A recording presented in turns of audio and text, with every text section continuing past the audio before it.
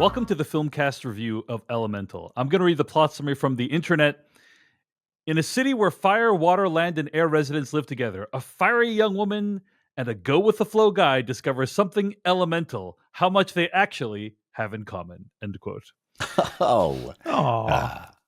You know, it wasn't too long ago when Pixar was one of the most dominant cultural forces in our society. I mean, they had an incredible run in the early 2000s, right? Like Toy Story 2, Monsters Inc., Finding Nemo, The Incredibles, Cars, Ratatouille, Wall-E, Up, and Toy Story 3. Like they released all those in a row. 1,000 batting average. Every single one of them is a banger. You know, it's amazing. And they've fallen on hard You're really times. going hard for Cars here. Yeah.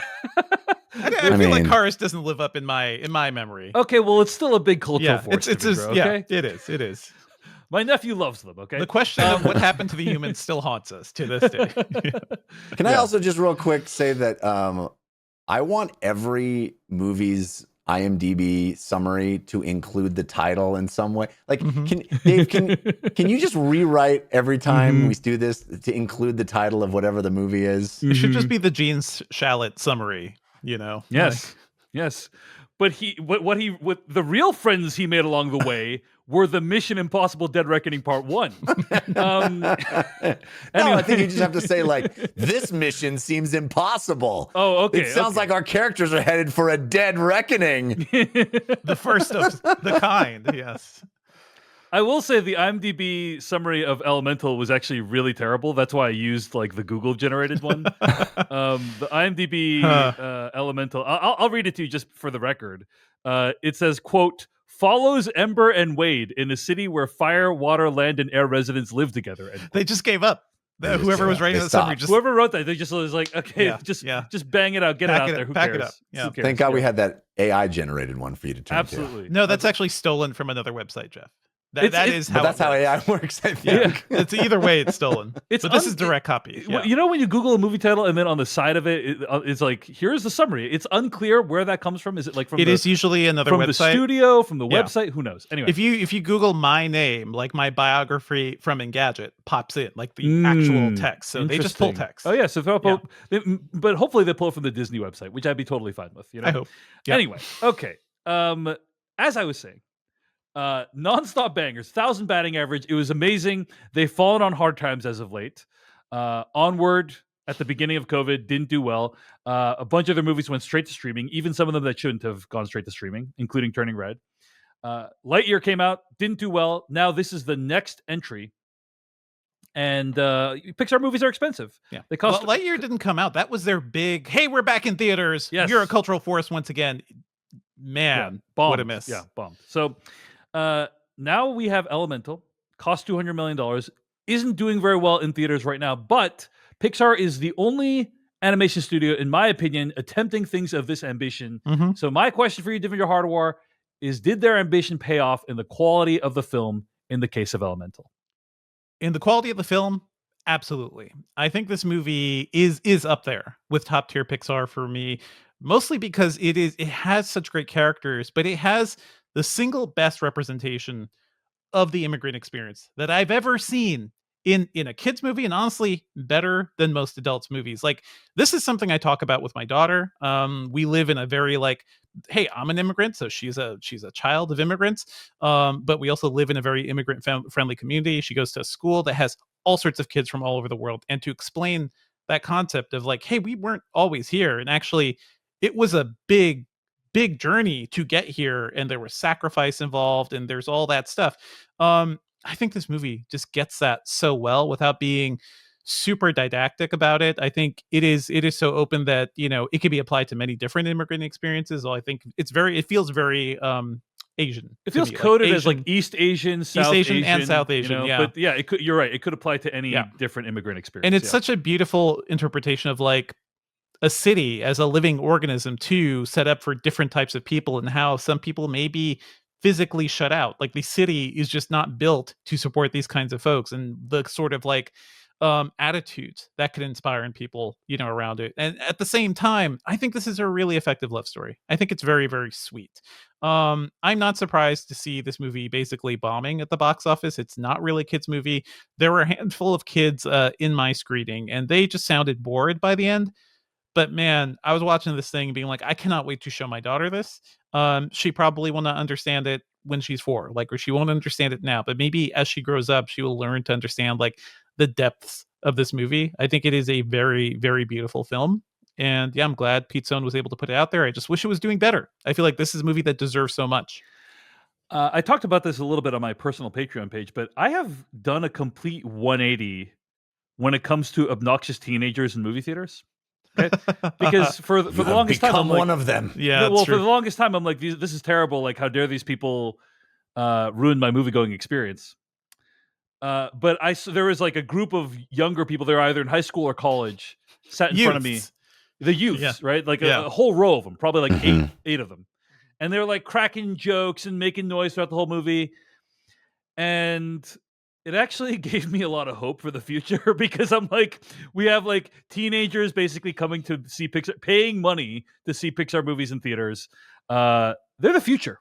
They're the future. And there are actually a lot of teenagers in my audience too. So yeah, it was like it was a date movie from what I can see. If there is a future for film going, it's because of people like this. Yeah. I have a vision of Dave just leaning forward into the seat ahead of him and going like, "Hey guys, I approve of your joking and your tomfoolery." Yes. Well, your tomfoolery and buffoonery is okay by me as long as you're paying money to go to the theater. I just want you to know it's okay in my book, kids. As an elder millennial, I Great get it. job, kids. Yeah. Anyway, yeah, so a whole variety of age groups in my theater seeing Elemental. But anyway, Jeff Kanata, I'm very curious, what did you think of Elemental? Well, Dave, I guess you could say what I think about Elemental is best summed up in the form of a limerick. Mm-hmm. Hit us. Its gorgeous visual tricks are undoubtedly for me this flick's star. It's lovely and sweet, but I see it repeat some elements from other Pixar. Wow, the meter in that limerick flowed almost as freely as some of the water people in this movie, Jeff. I really enjoyed this movie as well. My only criticism is these things are. I'm starting to see the 3-act structure in all of them. Yeah. And they have a story sensibility to a lot of Pixar movies. Yeah. They do feel like there's a template, and I wish they would break out of that a little more. But I do think where this movie dares to be unique and special, it really is. And Devindra spoke eloquently about the immigrant experience. I think this movie talks in a way that I don't see any other kids, big budget, mainstream kids things talk. And it's beautiful. It's sweet. It kind of breaks out of some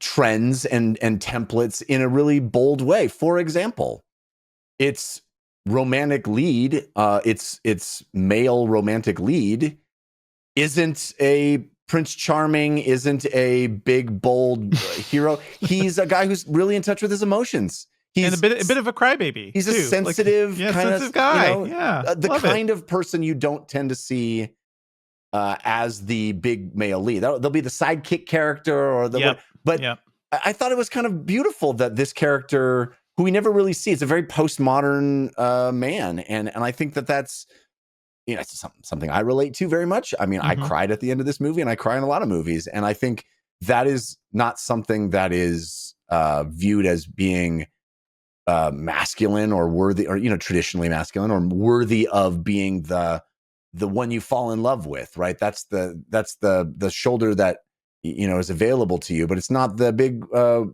romantic lead typically. And I loved how this movie just didn't care about that and made kind of did something different in that regard.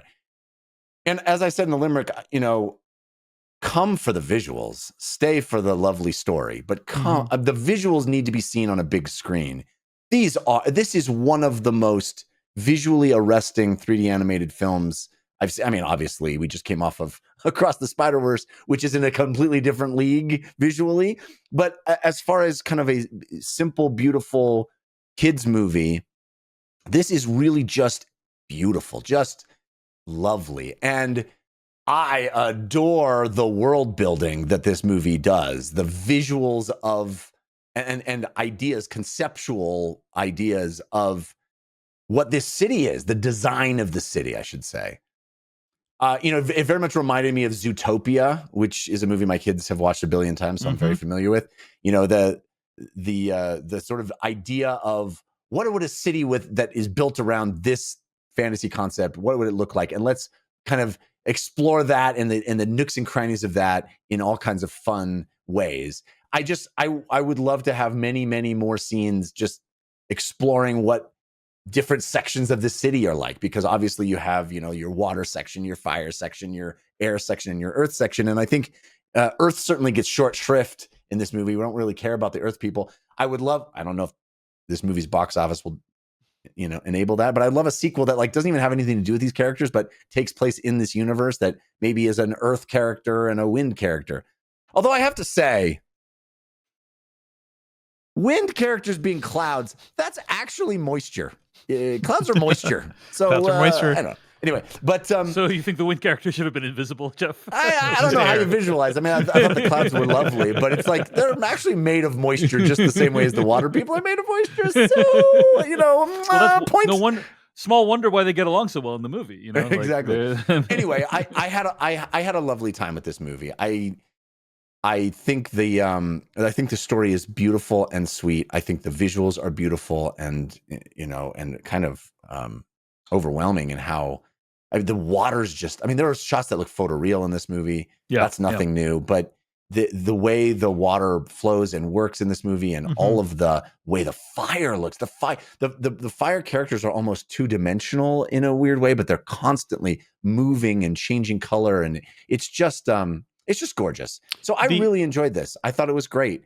Like I said, my only criticism is that all of these movies feel a little cookie cutter in a macro sense. The details of this movie are lovely, but the sort of big three, I could tell when we're changing the act, everything feels, very template to me. And I wish that Pixar would get away from that a bit more. Absolutely. I want to shout out here. I think the fire people really remind me of the character of Calcifer in Howl's Moving Castle. And I get a lot of that Miyazaki sensibility here, just the way that character moves and speaks and talks. I kind of wished Billy Crystal did a voice in here, because his work in that English dub is also very, very good. That's world-class stuff. Fire and Water looks amazing. That's one thing I wanted to point out as well, is that I love that this movie doesn't have a lot of recognizable movie star voices. I mean, Catherine O'Hara being the one exception, but even she is not, super mega star. The voice acting is overall really strong. And it's very good. And it's go ahead, Jeff. It's like old animated movies used to be, where it's just anonymous people and you can kind of just hear the characters. Unfortunately, Dave, I think that might be one of the reasons that executives are going to point to say why this movie didn't do as well. And it's a bummer to me, because I want that to be a trend that continues instead of stops. Completely agree. I had the exact same thought. I'm like, oh my gosh, most of these actors, they're very extremely talented, and some of them have huge social media followings, but they're not really name actors. They're not like Dwayne "The Rock" Johnson is in the movie, and it's a throwback. It's a throwback to when all that mattered was, let's just get the best performance. We don't need the biggest name. In fact, the dad, the fire dad, Bernie, looking on his IMDb, he's in the art department at Pixar. That's his. Yeah.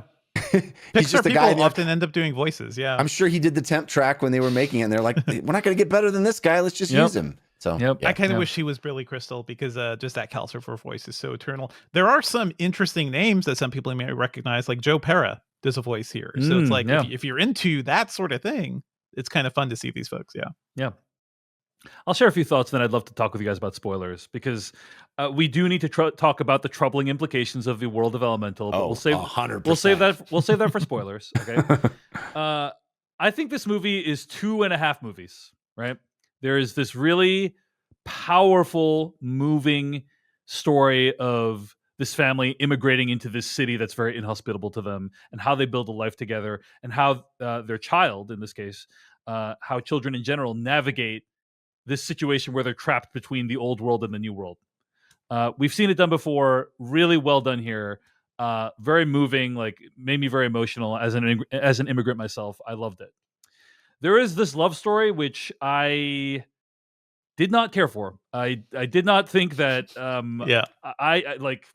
I don't think these characters have great chemistry with each other. I have no reason to understand why they would fall in love with each other, why they'd be drawn to each other. I don't think the movie did a particularly good job of that, in my opinion. And then there's a bizarre subplot about building code violations that takes up like a significant chunk of the movie. Like I'm being glib, you know, they're trying to stop the city from being destroyed, basically. And it's this, there's more to talk about there, but yeah. Yeah, and it's like it feels kind of awkwardly shoehorned into the rest of the movie. So of those 2.5 movies, I really love the first one. Didn't care for the second one. The third one, the half is barely there. So I'm a little bit cooler on this movie than you guys. I mean, that being said, I think you should go see it. Everything you said about how beautiful it is. There's so many amazing tableaus in this movie. There's a lot of like visually arresting moments in the movie where I'm watching. I'm like, oh my gosh, that looks incredible, right? Yeah. And I do think like the animation is worth checking out and worth seeing in a theater. But I also, so that's like one area where I agree with you. I agree with you guys. I kind of agree with bits of what you guys have said. The immigrant story I love. The visuals I love. I don't agree that Element City is a particularly creative vision of what a city made for people with elements would look like. It's kind of like, it's cool looking, but at no point do I feel like this is what a city would look like if elements lived there. And in fact, I think Zootopia did a better job of like, they even joke about it. They even joke about it at one point where like two characters, it's in the trailer, they happen upon this fence and the water person just walks through it and the fire person just walks through it and the water person's like, why do we even have these here? Like, it doesn't make any sense. I also think they were referring to their clothes too. Like, why do we even have these things? I don't know. Were they talking about the fence? I think they're talking about the fence. Yeah. Okay, yeah. But either way, it's like they have clothes because sensors, you know. It's very hard. It was a joke, not about how poorly designed our city is, but how this particular person who's trying to keep us out, like, why did they even have it? Fair enough. But I think that, like, I don't know, you know, if people were made out of elements, would you even have trains? Do you know what I mean? Like, couldn't you just have like a chute where like you hop in and you run? It's like the ancient Roman viaduct. Just pipes. Like, it's all pipes. Dave has some notes. I'm just saying. I need shoots.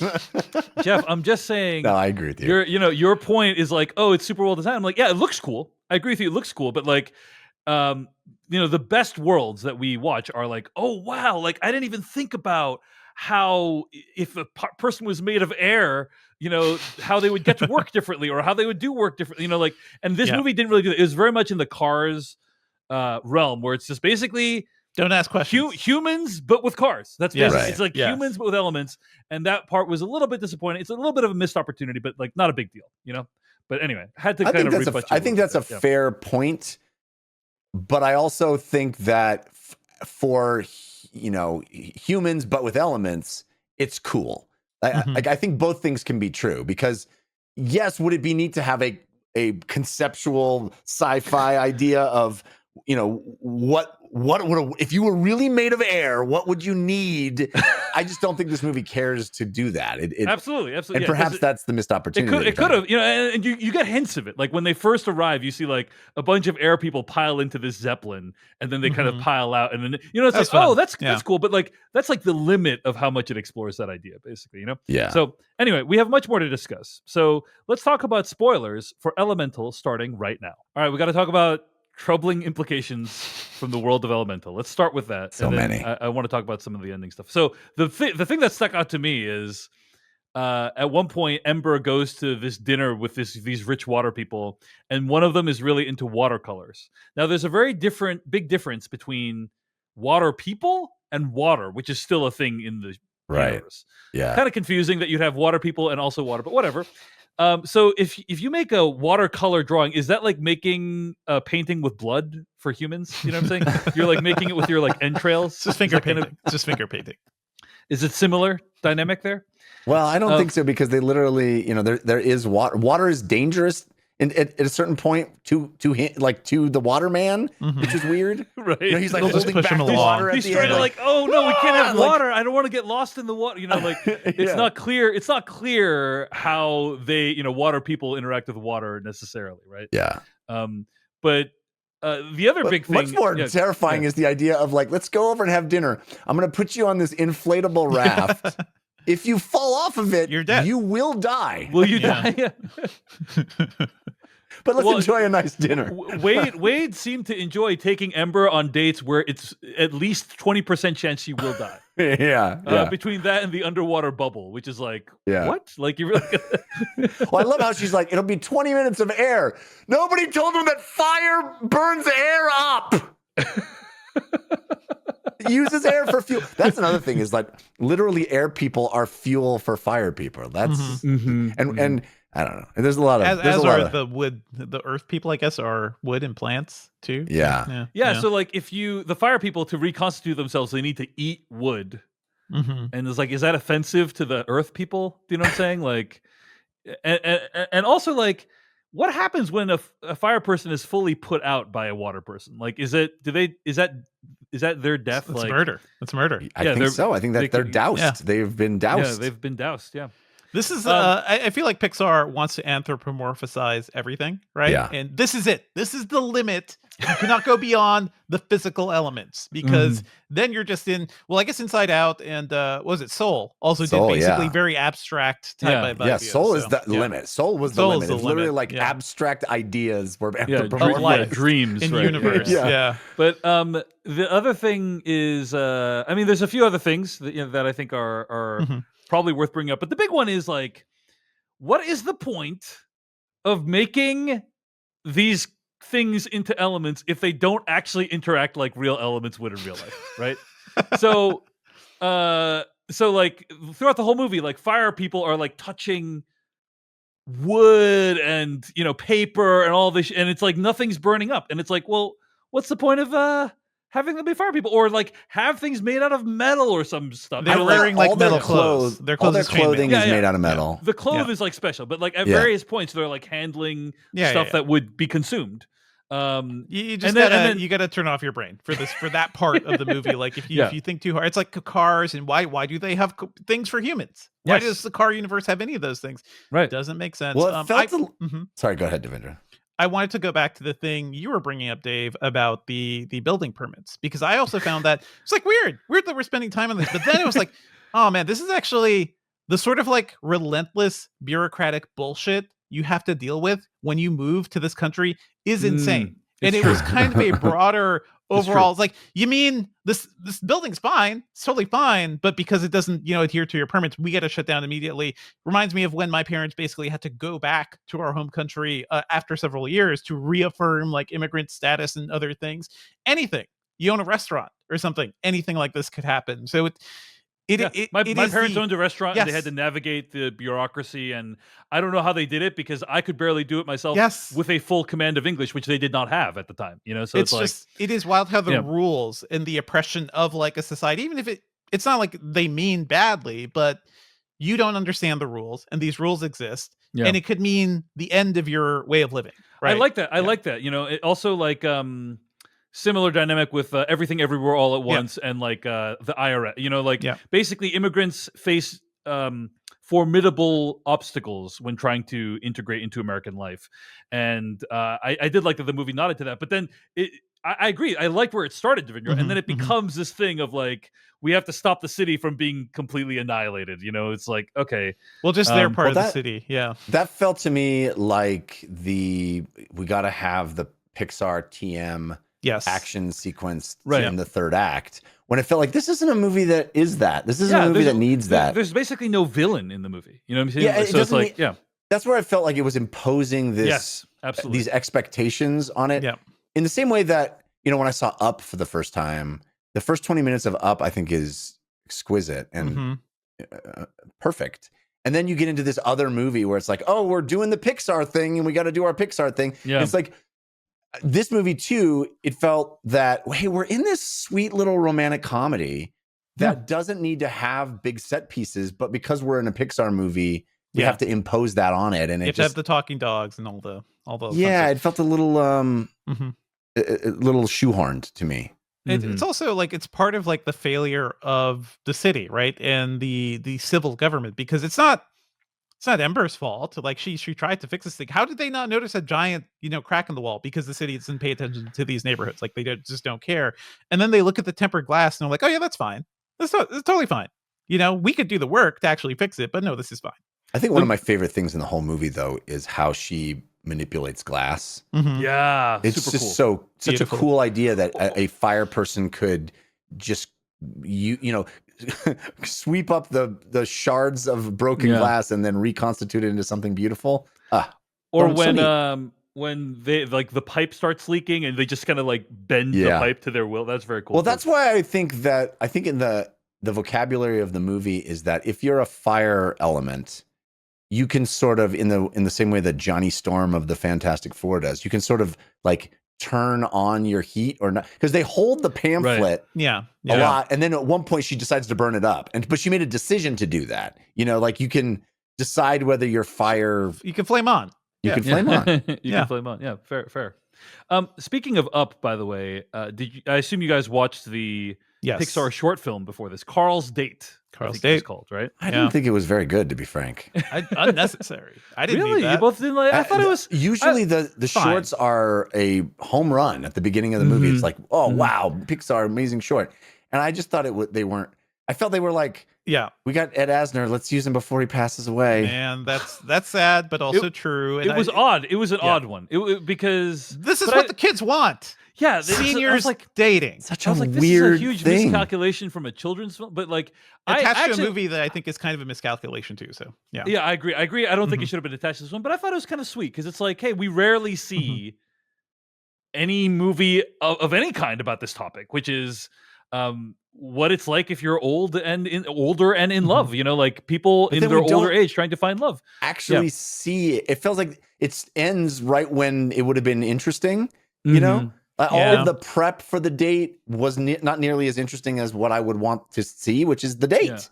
I think it's basically best interpreted as like kind of a epilogue to Up, as opposed to like its own free. He lived happily ever after. Yeah, he kind of was able to move on. It's about him like moving on, and living a better life. What year did Up or come not out? better life? Yeah, exactly. No, better It's life. so The weird. kids who saw Up are 20-something now, right? I agree. I agree with you. I agree. It's very bizarre that it's. But I'm just saying, like, hey, it's there. Yeah. No, it's the I movie like and the short idea. before it. They took some big swings. That's all I'm saying, right? Well, I want to talk a little bit about what Devindra brought up, which I think is astute. This is not a kids movie. It does. So that's what I'm saying. I think the Up short didn't feel like it was really made for kids. You have a talking dog. That's the fun part. And even this movie itself, like I want it to be a kids movie, but I think it is better suited for like preteens or something, like people who have more of an understanding of the shape of the world, because that's how you really get this movie. I think. Yeah, I think that's true. I think this movie is a romantic comedy for people that have experienced romance. Like it's not for kids that, Snow White or whatever, when you see romance in those movies, it's an abstraction. It's not based on any kind of real human interaction.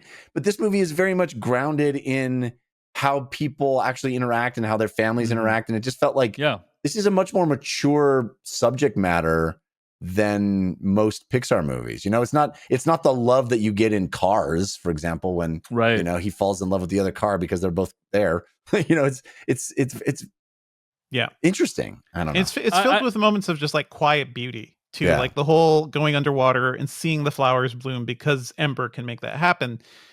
It's beautiful. I'm not sure if it would always hold a kid's attention, but it is a very strange. That was one of the highlights of the film for me. And there's this amazing scene that like took my breath away when like Ember has interacted with Wade at some point, and then she comes home, and then she's standing in front of the store, and then there's like this massive wave of water. Yeah, that's just, and she's seeing her reflection in the water, and then the water goes away, and then she sees the store behind it, and it's like these are the two things that she needs to choose between. She's also not mad at the water, because normally she would like pull up the umbrella and be annoyed at the water being there. And now she's like seeing herself in the water, and then the water goes away, and then she sees the store. It's like beautiful symbolism, and only possible with something like an animated film like this. So there's another sequence that I thought was visually exquisite too, which is the mom who has this bizarre ability to smell love, which is like, I don't even know where that comes from. Sure. But, Yeah, that was weird. It was kind of weird. But, she does the ritual and she's like, well, you light your thing. And like, okay, Waterman, how are you going to light your thing? Yeah. And the solution that they came up for with that was amazing. I just thought it was gorgeous and powerful. And I saw that scene manifest and I thought to myself, how are they going to get themselves out of this one? You know? And I thought the way they did it was just amazing. It was so also beautiful. Pro tip for real life, never leave clear water bottles in your car. Because that will happen. It will refract and like burn a hole into your car seat and it causes cars to catch fire. It's a thing. Yeah. I will say one last thing about the weird world of Elemental, and then I'll move on from that. But like, there's a scene in the trailer and also in the movie where Ember and Wade are floating up into the sky. Very cool. She kind of like lights her fire and then heats the air and is able to fly. Yeah, we've all played Tears of the Kingdom, Dave. Yes, we get it. Yeah. And then they look into this pair of trees apartment, and they're kind of picking apples off each other's trees. And it's just doing some pruning. Like, and I think we're meant to think that's something very like sexual, untoward. And so I'm like, what is the equivalent? I guess like apples are like they're reproductive. plucking each other. Yeah, they're like reproductive organs, probably in the world of Elemental, hardcore right? pluckers. Because they use it. They probably plant apple seeds to like, you know. Sure. So anyway, I just whatever. You make new apple breeds by crossbreeding certain strains and like trying to grow trees together. Yeah, you do. It's the whole thing. This movie even directly like references Hanky Panky like right at the end. Yeah, too. yeah. So it's like it's very. Yeah. It is making jokes that kids will absolutely not understand. So yeah. What about the fact that there are butterflies in this universe, but we never see any? We never see any animals or insects or anything. But they talk about butterflies. So like, how does a butterfly? What is that about? What's the butterfly doing? There's the butterfly going and like pollinating the Earth people's. Like, if there's bugs in this world, then they go to the Earth people and what is that? Right? They're just 100% associated with the Earth people, I guess. I do have to say the and there's car windshield wipers. Anyway, go ahead. Sorry. I wasn't a huge fan of the world building, but I did really enjoy the chase sequence early on in the movie when Ember is trying to get the documents from Wade and and the super creative where like she's running and she's using, she like jumps up in the air and like uses her umbrella as a parachute and then at one point like Wade goes into the crack between buildings, and then she rushes out and I was like, oh, this is like just like super. That's like taking advantage of the premise. I felt in a way that again would be even the way he kind of beats her at the end is kind of funny. He jumps into the drain. Jumps into the sewer grate. Yeah. Speaking of that, by the way, do you guys find it weird that the initial teaser for this movie was a very chill Ember getting onto the train, walking around the people and everything. She sits down. I think she sees Wade. That's not what happens in the movie. What happens in the movie is they like stumble in and he's in the basement and everything. It is weird that the initial pitch for this movie doesn't really exist in the actual movie. So I don't know. I think I would have been much more into the love story if maybe it had played out in the way you described it. I have to say, guys, I did not love the ending of this movie. And in particular, Wade making this grand romantic gesture and it's like, you should betray your family's values. And what I did like about that scene was that she says, no, I'm not going to. Yeah. And literally my wife and I applauded and everyone around us was like, what? Also, what's she going on? she didn't seem mad about being forced into doing the shop. Like that seemed like she wanted to do it, which that there's a bit of a incongruity there between her initial love of it and let me finish. I want to hear what you have to say, but let me just finish my point, which is that like he overestimates his place in this story in that moment, in my opinion, and that's fine because she rejects it.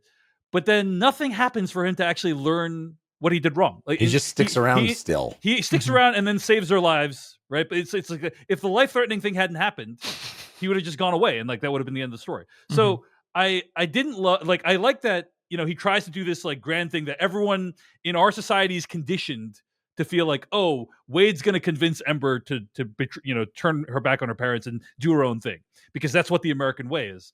And I like that she rejected that in that moment. I don't like then what happened after that, which is he should have kind of learned there should have been some reckoning for that. and then they can still be together, but like he doesn't like learn his lesson in any way that he overstepped in that moment. So he overstepped. Okay, it is funny, the whole thing about Wade's family too, where it is very much going to somebody's house and they are much richer than you. They have things. They live high up and they have many rooms. It's a very different way of living, and they dine in an environment where you would die if you fell off. Where you would die if you ate their food. But also the "you speak so well" comment. Perfection. Very much love that it was there, and her response to that, because I've experienced that. It's not fun. And also the sort of like helpful liberal mom, basically, who Catherine O'Hara plays, is like, "Oh, I love your stuff. I'm gonna support you. Here's this thing. I gotta get you this job. You do this thing." It's like the movie directly says that's a little presumptuous. Because it's generous, but it's not. I didn't really ask for this. I'm actually fine with the route I'm going, but that's what I don't like is like Wade and his mom, they're ultimately kind of like vindicated at the end, which I don't love that. It would have been nice to have more of a conversation around that, because it is interesting that in a typical immigrant story, she'd be like, I don't want your dream, Dad. I'm not you. Whereas this one, she's like, this is my life. I'm okay with it, or I'm okay sacrificing for it, which like, I agree, like some balance needs to be found, but I don't agree with the way the film did it. Okay, Jeff, I've articulated my issues. What do you think? Go ahead. I agree with you 100%. I thought that had those exact same thoughts at the end as he strolls up into the thing and he does that romantic comedy third act thing where it's like, I don't care who knows it. I love this, whatever. And I loved that she said no. And I went, good for you, movie. And then literally nothing happens. And he comes back and she's like, I'm so glad you came back. And it's like, but the last time you interacted, you just were kind of. Is there a? But so I do think that's a failing of the movie. The other thing I was going to say is there's also sort of a dropped thread of her rage and her dealing with her rage. Like she has this rage issue that the first act of the movie makes a big deal about. She's constantly burning down her own thing because she can't handle her rage, and they kind of just don't do anything with that. Well, my interpretation of it was that her rage, it was not rage, it was more like anxiety at the expectation of taking over her dad's shop, right? And once freed from that anxiety, she could be her true self. So, I can agree with you that like there was no moment where she's like, and now I finally solved the problem, but I do think there was enough there that like, oh, that was the reason she kept.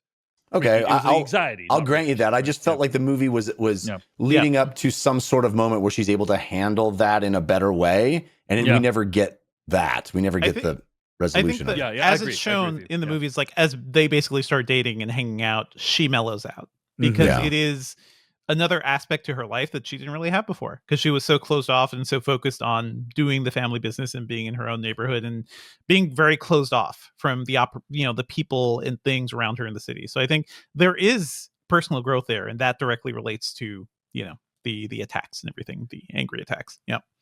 I want to mention just a couple of other things about the ending and specifically how they handle the immigrant story. I was lucky because my parents owned a Chinese restaurant, and they told me at a very young age, because I'm a kid, I'm like, oh, maybe I'll take over for Dad one day. Like, we want you to be a podcaster, David. You need to make content. They're the future will be fed by content. We came here for one reason, and that was for you to talk about your thoughts about movies and TV shows. They were like, we from a very young age, they're like, we don't want you to do, like, we are doing this so you do not have to do this, because this is hard, back-breaking work, and we don't want you to do it. And so that was a kindness that they did to me, and it's a thing where I didn't need to think about that. And I'm just gonna put this out there, I think Emperor's dad probably should have had that talk with her a little bit sooner than at the end of the movie, because at the end I was like, I know where this is going. Where this is going is he's going to be okay with her not taking the shop, because ultimately at the end of the day, it's her happiness that's more important. And that is in fact where it went. And it's like, it's because of the lack of communication between father and daughter. Immigrant parents not talking to their kids enough? I've never heard of such a thing, Devindra. But I did. But I appreciate it. I appreciate it. That was very powerful, because it's like, the shop was never the goal. The goal was you being happy, you living a life in Element City. And that was lovely. And also like the way they did the bowing portion at the end, very moving. Like he tells a story of how like the father, their family wouldn't bow, and then he did for his daughter. And that's a thing that's like not very much acknowledged. We very much hear immigrant stories.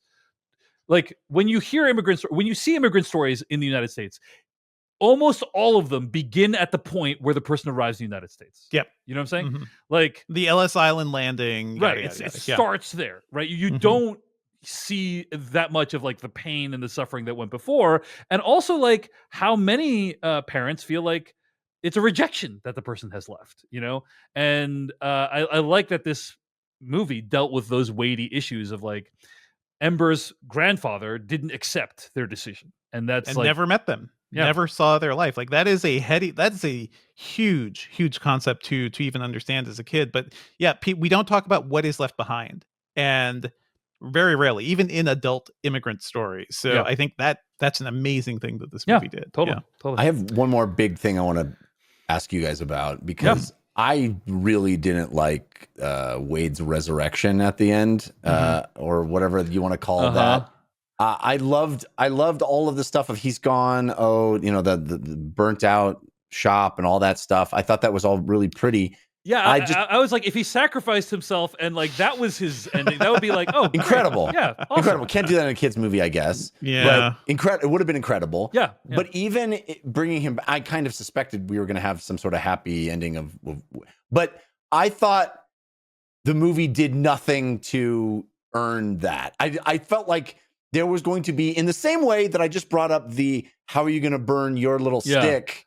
And we came up with this genius solution. Yeah. I thought there was going to be some wonderful loophole of how he stayed alive. And she walks in and looks up, and I was like, oh my gosh, is there some sort of thing that they're going to reveal? Is condensation. But it's literally like, no, he's just still here. He's kind of, my interpretation was kind of soaked into the materials. Yeah. Which it wasn't stuff at the top. Yeah. It was okay for you guys. I just felt like that was such a cop out. I don't think it was okay. I didn't like it. I didn't like that he was still alive at all. Like, he wasn't dead. Wasn't a fan of that. Wanted that rich boy dead.